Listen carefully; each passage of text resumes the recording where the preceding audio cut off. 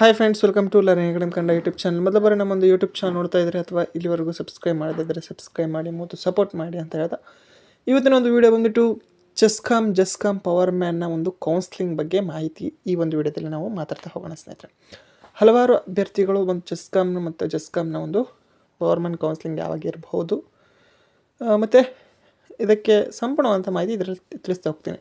ಯಾವ ರೀತಿಯಾಗಿ ಪ್ರೊಸೆಸ್ ಇರುತ್ತೆ ಮತ್ತು ಇದಕ್ಕೆ ಅಗತ್ಯವಿರುವಂಥ ದಾಖಲೆಗಳೇನು, ಇವೆಲ್ಲದರ ಬಗ್ಗೆಯೂ ಸಹ ಇವತ್ತು ನೋಡಿದರೆ ನಾವು ಡಿಸ್ಕಷನ್ ಮಾಡ್ತಾ ಹೋಗೋಣ ಸ್ನೇಹಿತರೆ. ಓಕೆ, ಹಾಗಾಗಿ ಇದರಲ್ಲಿ ನಾವು ಅಗತ್ಯವಿರುವಂತಹ ದಾಖಲೆಗಳು ಸಹ ಏನೆಲ್ಲ ಬೇಕು, ಸಂಪೂರ್ಣವಂಥ ಮಾಹಿತಿ ಈ ವಿಡಿಯೋದಲ್ಲಿ ನಾವು ಡಿಸ್ಕಷನ್ ಮಾಡ್ತಾ ಹೋಗೋಣ. ಓಕೆ, ಅದಕ್ಕಿಂತ ಮುಂಚಿತವಾಗಿ ನೀವೇನಾದರೂ ಸಹ ನಮ್ಮದು ಚಾನಲ್ ಮೆಂಬರ್ಶಿಪ್ಪನ್ನು ತೆಗೆದುಕೊಳ್ಳೋದೇ ಇದ್ದಲ್ಲಿ ಸಬ್ಸ್ಕ್ರೈಬ್ ಬಟನ್ ಪಕ್ಕಂದಿರುವಂತಹ ಜಾಯಿನ್ ಬಟನ್ ಕ್ಲಿಕ್ ಮಾಡಿ ಕೇವಲ 29 ರೂಪಾಯಲ್ಲಿ ನನ್ನ ಬಳಗ ಇರುವಂತಹ ಮೆಂಬರ್ಶಿಪ್ಪನ್ನು ತೆಗೆದುಕೊಂಡು ಸಪೋರ್ಟ್ ಮಾಡಿ ಅಂತ ಹೇಳ್ತಾ ಈಗ ವಿಡಿಯೋವನ್ನು ಆರಂಭ ಮಾಡ್ತಾ ಹೋಗೋಣ ಸ್ನೇಹಿತರೆ. ಇನ್ಫಾರ್ಮೇಷನ್ ಅಬೌಟ್ ನಾವು ಇವತ್ತು ಜಸ್ಕಾಮ್ನ ಕೌನ್ಸ್ಲಿಂಗ್ ಬಗ್ಗೆ ಮತ್ತು ಅಗತ್ಯವಿರೋ ದಾಖಲೆಗಳ ಬಗ್ಗೆ ಮಾಹಿತಿ. ಮೊದಲಿಗೆ ಜಸ್ಕಾಮ್ ಕೌನ್ಸ್ಲಿಂಗಲ್ಲಿ ಏನೆಲ್ಲ ನಡೆಯುತ್ತೆ ಅಂತ ನೋಡಿದಾಗ, ಯಾರೆಲ್ಲ ಅಂತಿಮ ಆಯ್ಕೆ ಪಟ್ಟಿಯಲ್ಲಿ ಹೆಸರಿರುತ್ತೋ ಮತ್ತು ಯಾರೆಲ್ಲ ಸಿಂಧುತ್ವ ಪ್ರಮಾಣಪತ್ರವನ್ನು ಮತ್ತು ಅಗತ್ಯ ದಾಖಲೆಗಳನ್ನು ನೀಡಿರ್ತಾರೋ, ನೈಜತೆ ಪರಿಶೀಲಿಸಿ ಯಾರ್ದು ಎಲ್ಲ ಡಾಕ್ಯುಮೆಂಟ್ಸ್ ಸರಿಯಾದಂಥ ಮಾಹಿತಿಯನ್ನು ನೀಡಿರ್ತಾರೋ ಅಂಥ ಅಭ್ಯರ್ಥಿಗಳಿಗೆ ಒಂದು ಲೀಸ್ಟನ್ನು ಬಿಡ್ತಾರೆ. ಓಕೆ, ಯಾರೆಲ್ಲ ಕೌನ್ಸ್ಲಿಂಗ್ಗೆ ಆಯ್ಕೆಯಾಗಿದ್ದಾರೆ ಅಂತೇಳಿ. ಈಗ ಏನು ಫೈನಲ್ ಲಿಸ್ಟ್ ಬಿಟ್ಟಿದ್ದಾರಲ್ಲ, ಅಂತಿಮ ಆಯ್ಕೆ ಪಟ್ಟಿ, ಅದಾದ ನಂತರ ಮತ್ತೊಂದು ಲಿಸ್ಟ್ ಬಿಡ್ತಾರೆ. ಆ ಲೀಸ್ಟಲ್ಲಿ ನೀವು ಹೆಸರಿದ್ರೆ ಮಾತ್ರ ಕೌನ್ಸ್ಲಿಂಗಿಗೆ ಹೋಗಬೇಕಾಗ್ತದೆ. ಅದರಲ್ಲಿ ಇಲ್ಲ ಅಂತಂದರೆ ನೀವು ಕೌನ್ಸ್ಲಿಂಗ್ಗೆ ಹೋಗುವಂಥ ಅವಕಾಶ ಇರೋದಿಲ್ಲ. ಓಕೆ, ಹಾಗಾಗಿ ಈ ಕೌನ್ಸ್ಲಿಂಗಲ್ಲಿ ಆ ಲೀಸ್ಟಲ್ಲಿ ನೀವು ಇರಬೇಕು ಅಂತಂತಂದರೆ ಅವರು ಹೇಳಿರುವಂತಹ ಪ್ರತಿಯೊಂದು ದಾಖಲೆಗಳನ್ನು ಸಹ, ಡಾಕ್ಯುಮೆಂಟ್ಸನ್ನು ಸಹ ನೀವೇನು ಮಾಡಬೇಕು ಅಂತಂದರೆ ಸಬ್ಮಿಟ್ ಮಾಡಿರಬೇಕು. ನಿಮ್ಮ SLC ಮಾರ್ಕ್ಸ್ ಕಾರ್ಡ್ ವೆರಿಫಿಕೇಷನ್ ಆಗಿರ್ಬೋದು, ಮತ್ತು ಕನ್ನಡ ಮಾಧ್ಯಮ, ಗ್ರಾಮೀಣ ಮಾಧ್ಯಮ ವೆರಿಫಿಕೇಷನ್ ಆಗಿರ್ಬೋದು, ಮತ್ತು ಸಿಂಧುತ್ವ ಪ್ರಮಾಣಪತ್ರದ ಒಂದು ವೆರಿಫಿಕೇಷನ್ ಆಗಿರ್ಬೋದು, ಎಲ್ಲ ರೀತಿಯಾದಂತಹ ಒಂದು ಮತ್ತು ನಾನ್ ಕ್ರಿಮಿನಲ್ ಸರ್ಟಿಫಿಕೇಟ್ ಆಗಿರ್ಬೋದು, ಇವೆಲ್ಲ ಸರ್ಟಿಫಿಕೇಟ್ಗಳನ್ನು ನೀವು ವೆರಿಫೈನ ಮಾಡಿರಬೇಕು. ಹಾಗಿದ್ದಾಗ ಮಾತ್ರ ನೀವು ಈ ಒಂದು ಕೌನ್ಸ್ಲಿಂಗ್ ಲೀಸ್ಟಲ್ಲಿ ನೀವು ಬರ್ತೀರ. ಬಂದಾಗ ನೀವು ಆ ಒಂದು ದಿನಾಂಕವನ್ನು ಕೊಡ್ತಾರೆ. ಆ ದಿನಾಂಕ ಮತ್ತು ಸ್ಥಳಕ್ಕೆ ನೀವು ಹೋದರೆ ಅಲ್ಲಿ ನಿಮಗೆ ಆದೇಶ ಪ್ರತಿಗಳನ್ನು ನೀಡ್ತಾರೆ.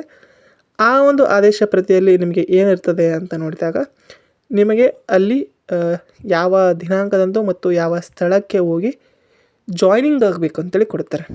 ಓಕೆ, ಆ ಒಂದು ದಿನಾಂಕ, ಆ ಒಂದು ಸ್ಥಳಕ್ಕೆ ಹೋಗಿ ನೀವು ತರಬೇತಿಗೆ ಹಾಜರಾಗಬೇಕು.